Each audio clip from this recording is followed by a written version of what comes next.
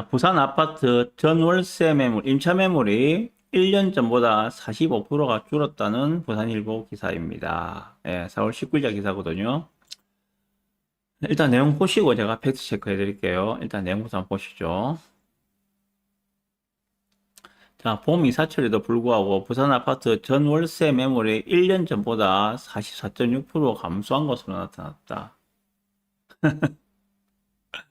엄청 많이 줄었어요. 예, 1년 전보다 거의 지금 매물이 전월세 물량은 반토막이 났다는 이야기입니다. 자, 전월세 매물 물량은 지금 예, 부산 아파트 전월세, 전세하고 월세 다 합쳐서 7,477건이라고 합니다. 그래서 지난해 4월 19일 딱 1년 전에 13,479건이었는데 그때 대비해서 거의 반토막 수준으로 줄어들었다라고 이야기하고 있습니다. 이 기간 부산 대부분의 구군에서 전월세 매물이 크게 줄었다라고 이야기하고 있고 서구는 1년 전에 전월세가 367개였는데 지금은 94건으로 74%가 감소했다고 합니다. 그럼 알 수 있는 게 그런 거겠죠. 아, 서구에는 신축 아파트 입주가 거의 없었구나 라고 생각할 수가 있겠죠. 그죠? 예. 해수종으로 불리는 해운대구 같은 경우에도 작년 이맘때는 임차 물량이 약 2,300개였는데 지금은 그 절반 수준인 1,176개로 줄어들었다라고 이야기하고 동래구가 참 많이 줄었어요. 보니까 동래구가 작년 이맘때는 930건이었는데 지금은 380건으로 거의 60% 감소했습니다. 그래서 그런지 동래구의 지금 전세가 상승률이 상당히 가파릅니다. 상당히 가팔라요. 왜? 물건이 없으니까 부르는 게 값이니까 가격이 올라갈 수밖에 없겠죠. 물건이 없으면 물건을 갖고 있는 사람은 좀 더 비싼 가격을 제시한 사람한테 임차를 줄 수밖에 없겠죠. 그건 당연한 거 아닙니까? 그게 자본주의 논리잖아요. 다만 전월세 매물 감소는 부산에서만 국한된 것이 아니고 전국적인 현상이다 라고도 이야기하고 있습니다. 예. 월세를 제외한 순수 전세 매물만 살펴보면은 1년 전에 6,600건이었는데 지금은 3,977건으로 약 40%가 감소했다 라고도 이야기를 하고 있습니다. 예, 여기에 대해서 간단한 기사인데 여기에 대해서 제가 말씀을 좀 드려보겠습니다. 자, 먼저 그러면은 일단 네이버에서 전월세 물량부터 좀 체크를 잠깐 해보고 넘어갈게요. 어떤 상황인지 지금. 예. 제가 지금 전세, 월세 두 개를 동시에 넣었는데, 자, 해운대 쪽만, 해운대 쪽만 볼까요? 자, 해운대, 어디서부터 볼까요? 반여동에 있는 해운대 해운대 메가센터 꿈의 거리. 자, 전세. 지금 두 개죠, 그 두 개, 그죠? 예. 여기가 단지가 제법 커요. 이 단지 규모가 지금 몇 세대입니까? 1500세대급이거든요. 1500세대급인데 전세가 달랑 두 개 있습니다. 전세 달랑 두 개. 보이시죠, 여기, 그죠? 전세 두 개. 많이 다닌 거죠. 조금 내려볼까요? 여기 보면은 이편항, 센텀 이편항 있죠, 그죠? 강변에 있는 거. 예, 여기는 전세가 한 개 있습니다. 예, 여기도 전체 세대수가 1190세대예요. 1190세대인데, 예, 전세가 달랑 한 개입니다, 한 개. 요 밑에 보면은 센텀파크 같은 경우에는 예, 여기는 전체 세대수가 2750세대입니다. 2750세대인데 전세가 22개 있습니다. 22개. 그러면 몇 프로입니까? 1%죠, 그죠? 1%가 채 안 되죠, 그죠? 예.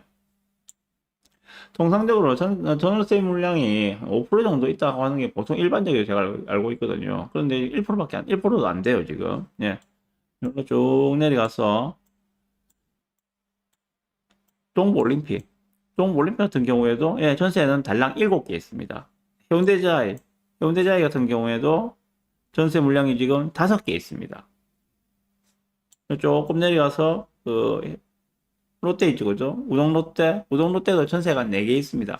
예, 해운대만 지금 대충 봤는데 이 정도예요. 해운대만 대충 봤는데 동네 잠깐 볼까요? 동네 쪽 동네가 지금 전세 물량 감소가 더 심각하다고 하는데 예, 동네 잠깐 보면은 자 명륜자이 전세 하나 있습니다. 하나. 예. 그리고 요 보시면은 명륜 아이파크 있죠, 그죠? 용인 아이파크 1단지에 예, 전세 하나 있습니다. 말 다 한 거죠. 사실상 없는 거예요. 사실상 없습니다. 예. 요 위에 그래도 대단지라 이야기하는 동네 레미안 가볼까요? 예. 동네 레미안 아이파크 전세 28개 있습니다. 28개. 그 앞에 있는 구축이지만은 그래도 입지가 상당히 우수하다고 이야기하는 온천 판도보라 스카이뷰 예, 전세 한 개 있습니다. 말 다 했죠. 조금 더 나가서 요 사진 롯데캐슬 전세 하나 있습니다. 전세 하나 있고요. 홈타운 가볼까요? 홈타운. 예. 홈타운에는 전세가 아예 없죠. 제로입니다. 거제 2차 현대 홈타운 전세 없지 않습니까? 제로예요, 제로. 예, 이게 현실이에요, 지금. 팩트 체크는 해드렸는데, 자, 제가 이런 일이 발생할 거라고 한 2년 전부터 말씀드렸죠, 그죠? 2년이 뭡니까? 한 3년 전부터 말씀드린 것 같은데, 뭐, 짧게는 한 2년 전부터 이제 말씀드렸습니다. 25년부터 부산은 입주 물량 부족 구간에 들어갑니다. 입주 물량 부족 구간에 들어가면은 가장 먼저 반응하는 것이 전세입니다. 전세가가 오를 수밖에 없습니다. 이 타이밍은 25, 26, 27년까지는 확정입니다. 라고 말씀을 드렸어요. 한 2년 전에. 그죠?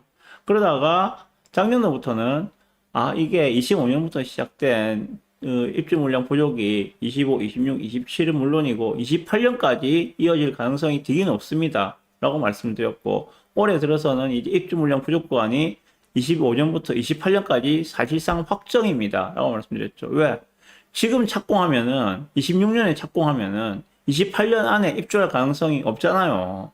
불가능하잖아요. 지금 착공하면은 빨라도 29년도에 입주거든요. 그래서 28년까지 입주 물량 부족은 확정된 미래이고 팩트이다라고 말씀을 드렸습니다. 자, 그러면은 지금 이렇게 전세 물량이 부족하다고 하는데 이게 앞으로 더 하면 더 했지 덜 하지는 않을 것이다 라고 생각할 수가 있겠죠. 자, 그럼 생각해 봅시다. 이미 부산은 지금 전세 물량 급감의 한가운데 와 있는데 왜 이런 일이 발생했는가? 왜 이런 일이 발생했는가? 예, 말씀드렸다시피 입주 물량이 부족하기 때문에 전세가 없다, 부족하다고 말씀을 드렸습니다. 자, 그러면 왜 입주 물량이 부족해졌는가? 지금 왜 입주 물량이 부족해졌는가? 예, 22년 이후에 금리가 급등해서 그죠? 예, 사상 뭐 초유를 할 만큼 금리가 급상승을 했습니다. 그죠? 0.5% 뭐 그 정도의 기준금리가 3.5%까지 단기간 내에 확 올라갔었죠. 미국은 더 했죠. 그죠? 쫙 올라가는 그런 상황이었습니다.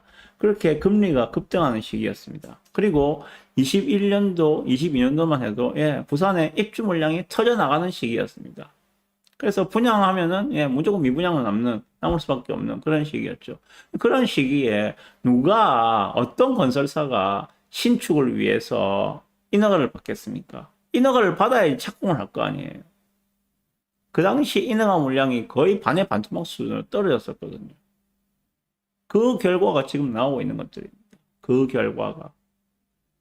금리가 그렇게 높은데 어떻게 프리에스트 파이낸싱 대출 이자를 감당할 수가 있을 것이며, 예, 입주 물량이 터져나가서 분양만 하면 미분양으로 남는데 과연 어떤 건설사가 배짱 좋게 인허가를 받고 착공을 해서 분양을 할 수가 있겠습니까?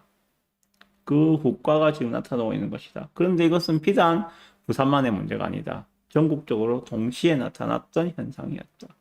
그래서 앞으로 28년까지는 입주 물량 부족은 부산뿐만 아니라 전국적으로 확정된 미래다 라고 보시는 것이 맞지 않을까 생각합니다. 그럼 정부도 당연히 그걸 알고 있죠. 정부는 적어도 저희보다는 더 똑똑한 사람들만 앉아있지 않습니까? 예. 뭐 예전 같으면 행시 패스 안에 똑똑한 분들이 다 앉아있잖아요. 그렇죠? 정부도 당연히 알고 있죠. 그래서 지금 정부는 더 강력한 역대급 수요억제 정책을 펼치고 있다고 생각이 듭니다. 정부가 쓸 수 있는 수요억제책은 두 가지거든요. 예, 세금과 대출입니다. 세금과 대출. 그걸로 시간을 벌면서 공급을 넣어야 되는데 거기에 대해서는 특별한 방법이 없죠, 지금. 그죠? 예. 지금 공급한데도 현재 이재명 대통령 임기 내에 입주가 나올 가능성은 별로 없어요. 이재명 대통령 임기 끝나고 그 다음 대통령이 이제 그 공치사를 이어받을 수는 있겠지만은 어쨌거나 지금 공급을 해야 되는데 방법이 없어요. 어쨌거나 지금 틀어막고 있는 중이죠. 대출 꽁꽁꽁 묶어가면서 틀어막고 특히 서울 같은 경우에 전 그런 생각도 들던데 부산 뭐 지방광역시가 예, 아파트 값이 뭐 오른다 한들 정부에서는 크게 신경도 안 쓸 것 같아요. 문제는 서울이거든요. 예, 문제는 서울 수도권. 전국에 과반 이상의 인구가 모여 있는 이 서울 수도권. 사실상 뭐 앞으로 모든 선거를 좌지우지할 수 있는 인구가 모여 있는 데가 바로 서울 수도권이기 때문에 예, 여기에서 어떻게 표심을 잡느냐가 정권을 재창출을 할 것인가 아니면 정권을 넘길 것인가의 갈림길, 분수령이 되겠죠. 어쨌거나 여기에 민심을 잡아야 되기 때문에 지금 서울 수도권을 완전히 꽁꽁 틀어막고 있어요. 어쩌면은 부산이나 지방광역시에 기회가 될 수 있겠죠. 신경도 안 쓸 거거든요. 부산의 뭐 집값이 뭐 1년에 10% 올랐어요. 이게 그들에게는 그렇게 크게 중요한 뉴스는 아니란 것들이거든요. 현재의 정부에 있어서. 어쨌거나 말이 좀 빗나갔는데, 어쨌거나 정부도 당연히 알고 있기 때문에 더 강력한 역대급 수요 정책을 쓰고 있는 것이다. 그냥 두면은 천정부지 가격이 솟을 수밖에 없기 때문에. 자, 여기서 그러면 잠깐만 하나 보여드릴게요. 뭘 보여드리는가 하면. 자, 전세가가 오르는 게 왜 문제가 되는가에 대해서 말씀드려 보겠습니다. 자, 전세가가 오르면 어떤 일이 벌어지는가? 전세가가 벌어지면 생기는 일에 대해서 말씀드려 볼게요. 자, 현재 매매가 5억짜리 집이 있습니다. 매매가 5억짜리 집이 있는데 전세가가 3억이에요. 그죠? 이게 일반적으로 우리 부산은 보통 보면은 한 60에서 65% 정도로 보시면 됩니다. 전세가가 매매가의 60에서 65% 정도다라고 보시면 되거든요. 평균이 그 정도입니다. 자, 그러면은 전세가가 5억에 매매가가 5억에 전세가가 3억이면은 전세가 60%입니다. 그죠? 자, 그런데 이게 지금처럼 전세가 귀하니까는 전세가가 3억에서 3억 6천으로 올랐습니다. 얼마 올랐습니까? 비율로. 예, 20% 올랐어요. 3억에서 3억 6천이 되었습니다. 자, 그러면은 매매가가 5억에 그대로 있으면은 전세가가 3억 6천이다. 그럼 전세가율이 얼마입니까? 72% 오른 거예요. 전세가율이. 그죠? 그런데 전세가율은 평균으로 회귀를 합니다. 자, 그러면은 전세가율 60%인 상태가 정상적인 상태고 전세가율 72%인 상태가 비정상적인 상태입니다. 그럼 다시 전세가율이 60%로 회귀를 하겠죠. 60%로 회귀를 할 건데 전세가율이 다시 떨어지기 위해서는 두 가지 방법이 있어요. 두 가지 방법이 매매가가 올라서 이렇게 전세가가 3억 6천으로 되었다면은 전세가율 60%를 맞추기 위해서는 매매가가 5억에서 6억으로 뛰면은 전세가율 60%를 맞출 수가 있습니다. 이 방법이 있고 아니면은 전세가가 3억 6천에서 다시 3억으로 내려가는 방법이 있겠죠. 이 두 가지 방법 말고는 없거든요. 전세가율을 72%에서 60%로 떨어뜨리기 위해서는 전세가가 다시 3억으로 떨어지든지 아니면은 매매가가 6억으로 오르든지 두 가지 방법밖에 없어요. 자, 그러면은 앞으로 입주 물량이 이제 내년부터 막 터져 나온다면은 전세가가 다시 3억 6천에서 3억으로 떨어질 수도 있겠죠. 그런데 말씀드렸다시피 27년, 28년까지 입주 물량은 매우 부족한 구간입니다. 전세가가 떨어질 수가 있겠습니까? 떨어질 수가 없거든요. 그러면은 남은 방법은 매매가가 오르는 방법 말고는 없다는 것들입니다.